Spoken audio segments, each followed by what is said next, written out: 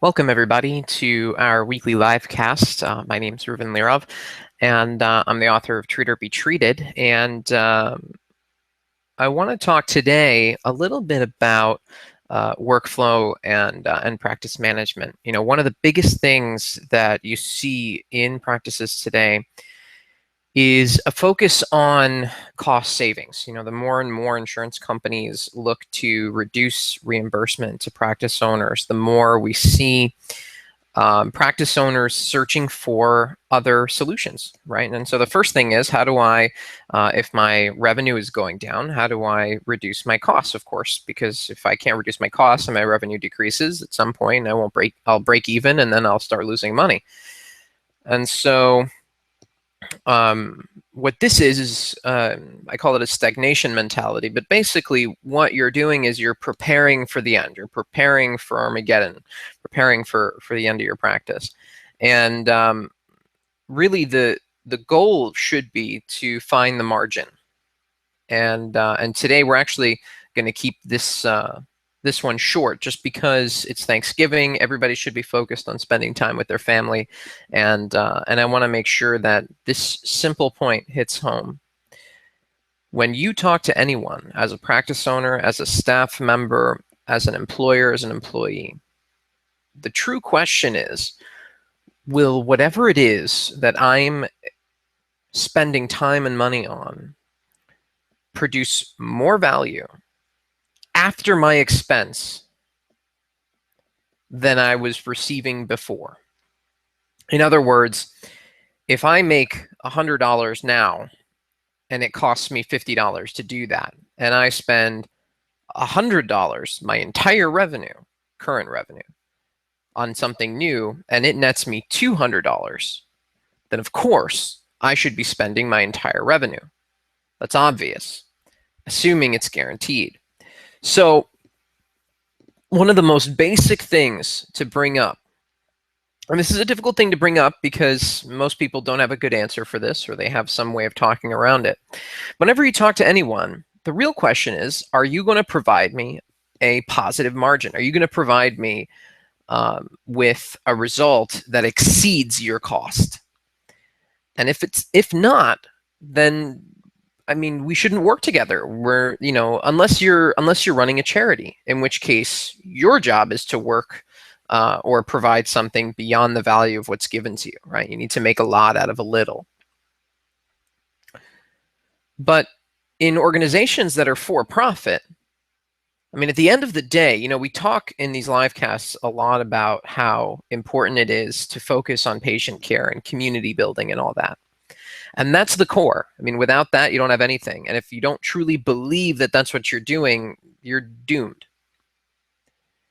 But once you understand that and you put that into action day after day, you have to realize that you are running a for-profit business. And so your patients too, your patients have to be providing you a value beyond the value that you provide to them, in the sense that they're providing you a fee for the service you provide to them. And so, you know, from their perspective, you're providing them a value beyond what it is you're paying for, that the patient is paying you for.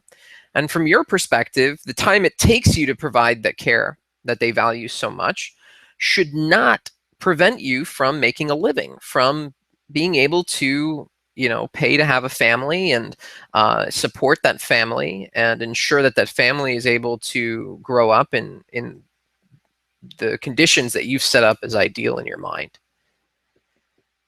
And so there are a number of ways that you can do this. But the most basic is, anytime that you're on the phone or you're in person with somebody who is trying to improve your quality of life, right? They're trying to sell something to you. They're trying to offer something to you.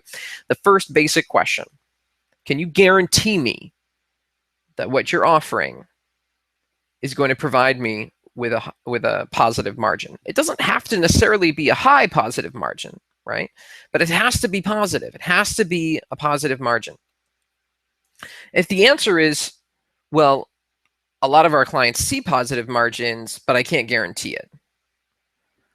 Well, now you've got to make the decision, is it worth the risk, right? And then you get into the conversation about percentages, right? What's the likelihood of me getting a positive return on this? And that depends on the stage of development you're in. When you're in early stages, when you're in the seed stages of business development, of building your practice, you have to take a lot of risk. You have to, take on what could or could not work. But once you're at a point where you're generating some revenue, some significant revenue, at this point, vendors look at you, especially seed vendors, they look at you, new businesses, as almost like a bank account. They want to create sources of revenue.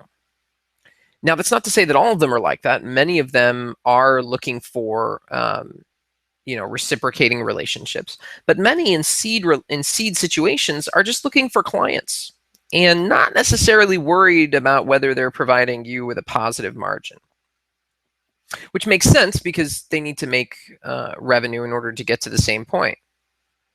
But generally, those aren't relationships you want to get into without really understanding the people involved. Because then at the end of the day, a lot of people have great products, and you should be able to distinguish between a good and bad product. What you really need to be able to distinguish between is a good and bad team. And so it's not so easy to make those distinctions, but we need to be able to do that. We need to be able to look at a product or set of products and say, okay, this product is good. That was easy. Now I want to meet your team, or I want to meet your leadership team. I want to know who's in charge, because if you've got lazy people there who only want to work when there's an audience, for example, or only want to work when it's convenient for them, or when they're healthy, or when they're not taking days off, or, at the seed stages of a business, you can't work with people who are working as if they're in a major corporation that has established revenue. You, in a seed level business, you need to be working your butt off. And if you don't see that in the team that's trying to provide you with something, run, and run fast. But when you do find a team behind a product that you believe in that is truly motivated, man, you should jump on that bandwagon as quickly as you can. Because bottom line, if they're that motivated and you don't jump on quickly enough, they're going to move on, because they've got, if they're smart, many pans in that fire. And they're playing the averages there.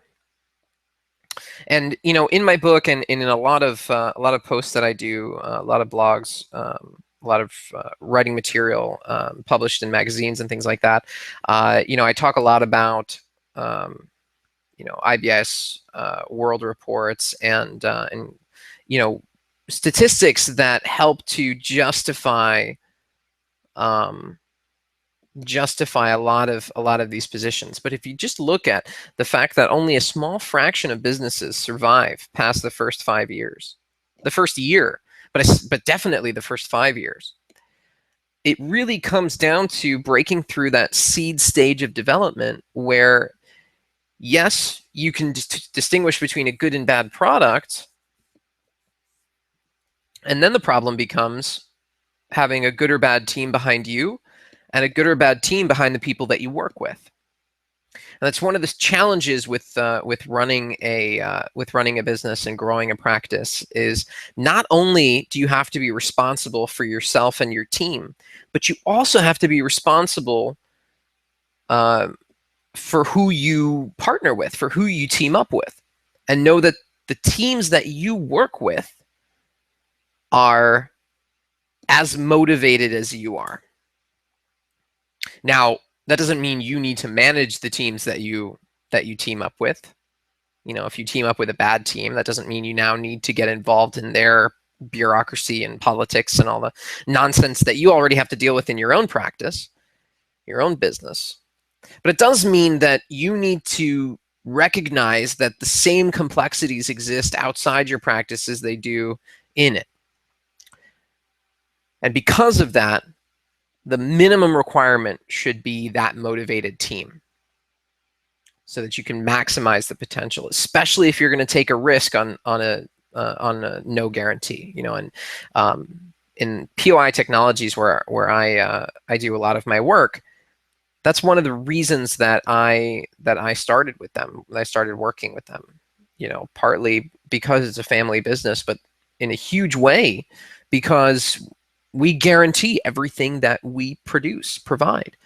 If you come to us as a practice owner through one of our clients, like Billing Dynamics, Billing Precision, Medically Integrated App, whatever product you want to use, FBN Shop, we give 100% guarantee on anything that we charge you. FBN Shop is an exception because it's free, but even my book, if you get any of those products and you come back and you say, you know what, this did not provide me a positive margin, no problem. I want you to invest that money somewhere else. Now, the reason that we do that is because we're so confident in our ability to provide a positive margin. Because in over 15 years, we've been able to consistently provide that, not only at the practice level, but at the organizational level. So as we head into Thanksgiving, it's important to recognize that we need to focus on the things that make our lives and our ability to provide for our families better and easier. Because we're so motivated that we're going to work really hard.